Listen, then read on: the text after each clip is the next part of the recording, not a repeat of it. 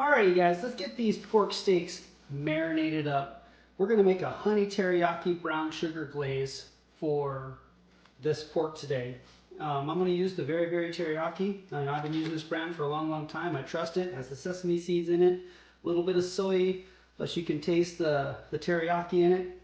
And I imagine once you add the honey and sweeten it up with a little bit of brown sugar, and then a little coarse ground pepper, garlic, and onion, with a little bit of pink Himalayan salt, this glaze should be amazing. It should be amazing.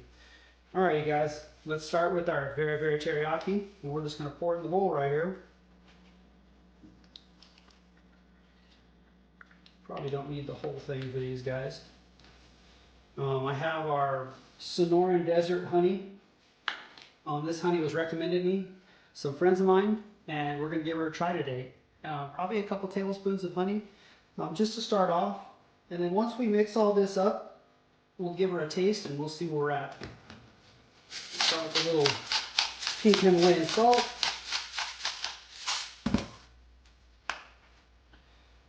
Good little bit of extra garlic. Love garlic. Garlic's a good thing. Garlic's good for the circulatory system. It's good for a lot of different things. And it tastes amazing. Then we're going to do some onion. And then, of course, my coarse ground pepper.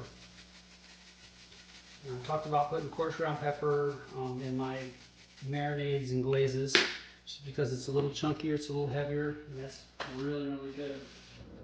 It's not going to totally break down. I want to get a couple tablespoons of my brown sugar here.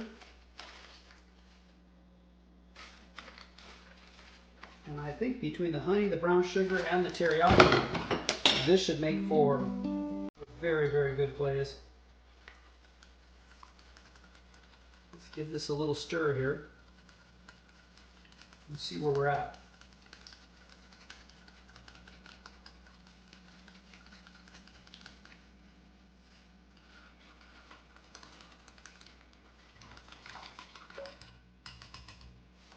Just initially give that a good taste.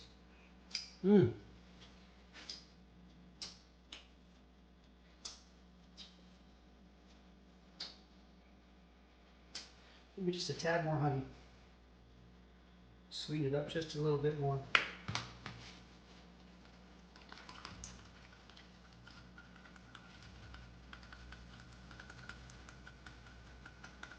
So if you're going to use a half a jar of this teriyaki marinade, maybe 4 tablespoons of honey. Let's see where we're at with this.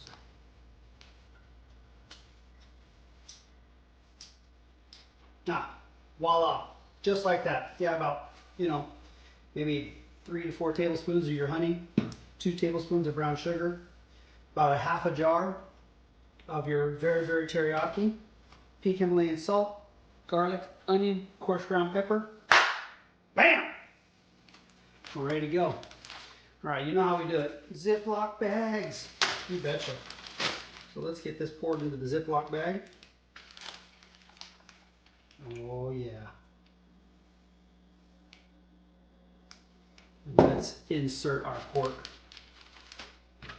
Just like that.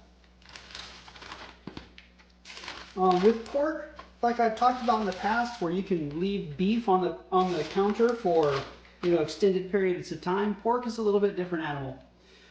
In the bacteria sense, bacteria grows very fast in the pork, and you don't want to leave your pork out for too long, maybe an hour tops. So it's a little bit different creature as far as being able to leave it out. And even warming it up, warming it up before you put it on the grill is still going to open up the grains and things like that, but you just want to do it in a shorter period of time. You want to make sure that it's within maybe an hour and a half, 2 hours tops probably with pork that you can leave out. Because the bacteria will build up on it really fast. Take a little air out of this pork, Ziploc this bad boy up, and oh my lord, that's going on the grill tonight. You betcha. Corn on the cob, baked potato, pork steaks in my teriyaki honey brown sugar glaze.